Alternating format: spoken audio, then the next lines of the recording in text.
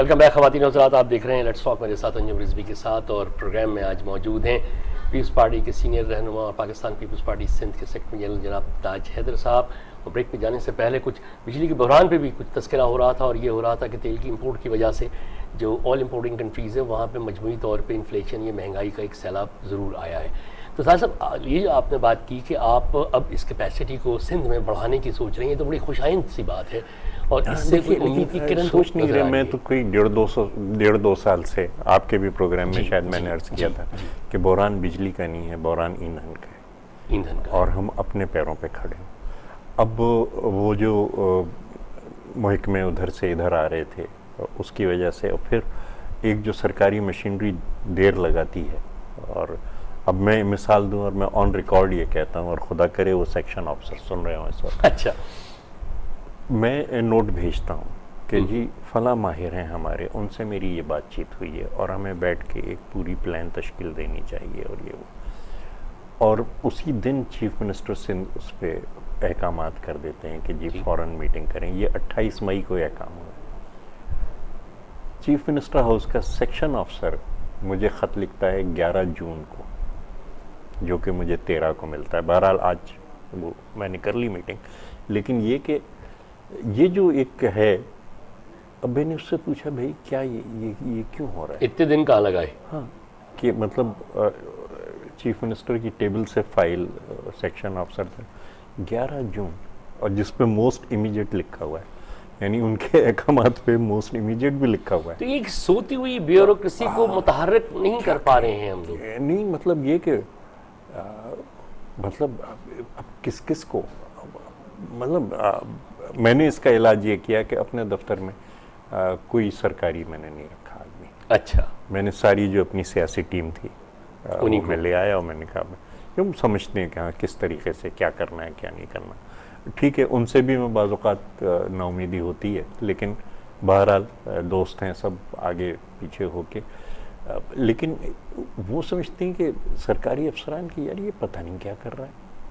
और most immediate का मतलब होता है कि 12 दिन 13 दिन, मतलब ये उनकी एक नॉर्मल ये रूटीन। अच्छा, ये बताइए, अब ये मैं सिर्फ इतनी सी बात कह रहा हूँ कि एक ख़त वहाँ से मेरे पास आने में 12-13 दिन लग गए। अच्छा, मैं अपने बैठा हूँ कि यार मैंने भेजी थी चीफ मिनिस्टर को, चीफ मिनिस्टर जो है वो उसको ध्यान ही नहीं दे रहे, और क्यों नहीं कर रहे, क्या इसमें पॉलिसी है, क्या मैं मतलब बदगुमानियाँ मेरे दिल में पैदा, जाहिर है वो एक फ्रस्ट्रेशन भी होती है। बजट पे बात हो रही थी, ये बताइए कि हमने बहुत पिछले दौरों में, बल्कि अपनी नौजवानी में जब देखा था सियासी पार्टियाँ बन रही हैं, एक पॉलिटिकल अमल से मुल्क गुजर रहा था, सब था, तो हर सियासी पार्टी की मुख्तलिफ विंग्स होती थी जिसमें कि सारे एक्सपर्ट्स काम किया करते थे। एक इकनॉमिक विंग भी हुआ करता था। अब आहिस्ता आहिस्ता वो इकनॉमिक विंग खुसूसन पीपल्स पार्टी में से लगता है ख़त्म हो गया है, क्योंकि ये दूसरा फाइनेंस मिनिस्टर है जो आपने बाहर से लिया है। पार्टी में कोई नहीं है आपके पास। अब फेडरेशन का तो इतना फंक्शन नहीं रहा। असल जो अखराजात हैं वो हमारे सूबे के अंदर हो रहे हैं। नहीं, मैं तो फेडरल के उसकी बात कर रहा हूँ कि आपके पास, आपकी पार्टी के पास कोई फेडरल मिनिस्टर नहीं था खजाना का जो आपने बाहर से वो है, लेकिन ये कि एक पॉलिसी बनाई है और उस पॉलिसी को सिंक्रोनाइज करना है इंटरनेशनल जो हमारी, तो इस कैलिबर का कोई नहीं था आपकी पार्टी में कि जो इंटरनेशनल ऑब्लिगेशंस हैं उनके साथ इस वक्त पोजीशन ये है कि हमें मिल के चलना है, कि जो हमें, आप ये नहीं कर सकते एक जो हमारी जज्बाती रवैया है, यानी आज़ाद माशी पॉलिसी नहीं बना सकते, या पार्टी लाइन जो कह रही है, ये जो आपका होमवर्क है। मैं आपसे बिल्कुल कहता हूँ कि आप पेट पे पत्थर बांधने को तैयार हों। इस कौम ने नहीं बांधे और कभी। आपका तबक़े उमरा अपनी अय्याशियों में इतनी सी कमी, अय्याशियों में मैं कह रहा हूँ, दुनिया में बहुत अमीर तबके हैं, जापान में और अमेरिका में और यूरोप में, और किसी को, या हिंदुस्तान में किसी को आपने इस तरीके से रहते हुए नहीं देखा होगा जिस तरीके से हमारा तबका है। क्या कोई सोच सकता है कि हम टैक्स ना दें? तो टैक्स रेट क्यों नहीं बढ़ा? मतलब वज़ारत खजाना भी नहीं बढ़ा। मैं आपसे अर्ज कर रहा हूँ लोग भी कुछ नहीं कर रहे हैं। जो शुरू हुआ है और ये असेंबली में हंगामा इसलिए नहीं हुआ है बजट से पहले कि कोई सियासी इख्तलाफ था, या असल बात यह है कि वो 7 लाख जो नोटिस जारी किए गए हैं उन लोगों को कि जो तातीलात बाहर गुजारते हैं, जो इनके बच्चे बड़े जी। स्कूलों में पढ़ते हैं, लेकिन जिनके पास टैक्स नंबर ही नहीं है, जी। ऐसे 7 लाख को जो नोटिस किया, ये हंगामा उसके ऊपर। मगर इसकी कोई वाज़ेह पॉलिसी भी तो बने ना। नहीं, वाज़ेह टैक्स पॉलिसी- नेट वाज़ेह पॉलिसी बढ़े तो यहाँ पे देखिए- प्राइवेट मीटर्स पे, डोमेस्टिक मीटर्स पे फैक्ट्रियाँ चल रही हैं, मिसाल के तौर पे बिजली के, कम से कम वो भी आपके टैक्स नेट में आ सकते हैं अगर कमर्शियल नहीं, मीटर्स बहुत आ सकते हैं। जैसे कि आइडेंटिफाइड इस वक्त 23 लाख है जी हाँ, और 7 लाख को ये दिया गया है। जी हाँ, अच्छा, आइडेंटिफाइड जो है ये कि सिर्फ कॉर्पोरेट सेक्टर जो है वो 800 बिलियन से ज़्यादा का टैक्स एवेड कर रहा है। जी। और ये अगर कॉर्पोरेट सेक्टर अपना those companies that are listed on stock, Karachi stock exchange और जी। इस्लामाबाद और लाहौर स्टॉक एक्सचेंज, उनमें सिर्फ 20% टैक्स रिटर्न तो दे ये तो मतलब ना, these हुकूमत की things- नाअहली हुई ना सर। These things have to be looked after. अब वही है कि हुकूमत जिस Who is वक्त, going to look after? मैं आपसे यही अर्ज कर रहा हूँ ना कि हुकूमत जिस वक्त एक डायरेक्शन चेंज करती है कि now gentleman we have to pay, उस पे जनाब हंगामा और इधर से लो और उधर से लो और उधर से लो। और देखिए, ये नहीं होता कि आप डायरेक्टली हमला करते हैं कि जी ये चीज़ गलत है, आप इनडायरेक्ट आते हैं। मतलब आप ये बताइए, यानी आपको अगर ये शाहिद पूरा आफरीदी- यकीन है कि अवाम आपकी पुश्त पे होंगे क्योंकि आप जस्ट कॉज के लिए कर रहे होंगे?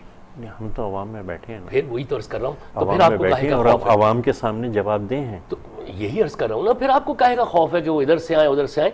अवाम को इत्मीनान में तो एक मरतबा देखिए, लीजिए। मामला क्यों फंस गया, अब मैं सीधी बात कर रहा हूँ। जी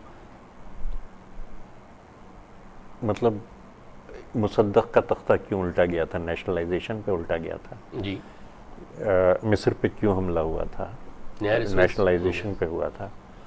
जुल्फ़िकार अली भुट्टो को क्यों शहीद किया गया, बैंक और इंश्योरेंस कंपनियों को नेशनलाइजेशन पे किया गया था। उसके बाद अगर कोई खड़े होकर पार्लियामेंट में कहेगा कि हम नेशनलाइज कर लेंगे KESC से, तो कुछ ना कुछ रिएक्शन तो आएगा। तो बात यही है कि आप उस इंटरनेशनल इकोनॉमिक फ्रेमवर्क में इस तरीके से फंसे हुए हैं कि जब तक एक तवील अरसा जमहूरियत का ना हो और जब तक आपके अपने वसाइल इतने ना बढ़ जाएं, जो कि खुदा के फजल से अब बढ़ गए हैं। महीने 1.5 महीने पहले चीफ मिनिस्टर के साथ में थर में था, और थर का जो टारगेट है या जो मुराद ने असेंबली में टारगेट दिया है थर कि कोल हम- का वो क्या है? कि हम 20,000 megawatts by the year 2020 we will be generating from Thar alone, या 2015 के अंदर जो पहली प्रोजेक्ट हमारी 1200 मेगावाट की आ रही। अब ये it's not the size of the project, it's the, of course the size is also very big, but the basic fact is कि ये हमारा ईंधन है, इसके लिए हमें इंटरनेशनल मार्केट की तरफ नहीं देखना। बिल्कुल सही है। तो अच्छा, एक एग्रीकल्चर पे भी बात करूंगा, शायद एक कॉलर है उनको भी शरीक करते हैं। जी अस्सलाम वालेकुम। हेलो अस्सलाम वालेकुम। जी, वालिक सलाम। कौन साहब और कहाँ से? गुलफार बोल रहा हूँ, लाहौर से। कैसे जी गुलफार साहब फरमाइए। ताज हैदर साहब तशरीफ रखते हैं आज आदिल स्टूडियो में। साहब के हम बचपन में ड्रामा देखते थे तो इनकी गुफ्तगू इतनी खूबसूरत होती थी कि हम लर्न करते थे कि काश भी इस तरह बोलना आ जाए। अब भी ऐसे ही बोलते हैं। देखिए माशाल्लाह जी, माशाल्लाह। तल्ख तल्ख सवालों का भी कितनी खूबसूरती से जवाब दे रहे हैं। बस मेरा भी एक कल सवाल जरा सुन लें, उम्मीद करता हूँ उसी तरह जिस तरह ये ड्रामा। नहीं गुलफराज साहब, सर, हमने आपकी गुफ्तगू को बहुत कॉपी किया, बहुत किया। बस एक गिला है आपसे कि आपकी हुकूमत में पूरे 4 साल, क्योंकि मैं एक इलेक्ट्रिकल इंजीनियर और कंसल्टेंट भी हूँ, I am power generation specialist, तो 4 साल की आपकी हुकूमत में किसी शख्स ने इन्वेस्टमेंट तो चले नहीं की विंड मिल जनरेशन पे, क्या किसी ने BOT बेसिस पे यहाँ पर विंड जनरेशन करने की कोई कोशिश नहीं की? सुनते तो आ रहे हैं बहुत कुछ हो रहा है, फिजिबिलिटी बन रही है, सर्वे हो रहा है, लेकिन हुआ कुछ नहीं। अब जब 1 साल बाद आपकी हुकूमत चली जाएगी तो आप आम को क्या गिफ्ट देकर जाएंगे, क्या मैसेज देके जाएंगे कि हमने 5 साल गुजार कर कुछ नहीं किया? नहीं मतलब ये कि 1 साल बाद तो नहीं जा रही, इंशाल्लाह अगला इलेक्शन भी हम जीतेंगे गुलफराज साहब। सर ये लेकिन छोड़ दें, आपकी हम एडमायर करते हैं पर्सनैलिटी को, आपकी अदाकारी को, लेकिन आपकी हुकूमत की परफॉर्मेंस जो है ना उसको हम नहीं, मैं आपने जो एक मखसूस सवाल किया है विंड फार्म्स का, जी जी उस सिलसिले में मैं अर्ज करूं जी प्लीज। कि 50 मेगावाट की टर्की ने लगा ली है झंपीर के ऊपर, जिसमें से 20 की प्रोडक्शन इस वक्त हो रही है राइट। और इंशाल्लाह अगले उसमें। और अभी जो चीफ मिनिस्टर सिंध कोरिया गए थे तो हमने 2000 मेगावाट का विंड जनरेशन का, माशाल्लाह। और 2000 मेगावाट का मतलब है कि शहर कराची की डिमांड, की डिमांड लोड। तो ये हम विंड के ऊपर। चलिए, let's hope for the best. Gulfar साहब, thank you very much for calling. बहुत नहीं, शुक्रिया। लेकिन ताज ये कि हैदर साहब गुलफराज साहब मौजूद ने हैं। एक अहम शोबे की तरफ तवज्जो दिलाई है, और इसमें मैं समझता हूँ कि ज़्यादा तेज़ी से काम होना चाहिए। ज़्यादा तेज़ी से होना चाहिए। एक छोटे से ब्रेक का वक्त और हो रहा है सर, एक छोटे से ब्रेक पे जाते हैं, वापस आते हैं और फिर थोड़े से और कुछ गुफ्तगू है वो करेंगे आपसे। ख़वातीन और हज़रात, ताज हैदर साहब से ये दिलचस्प गुफ्तगू जारी है, एक छोटे से ब्रेक के बाद आ रहा हूँ।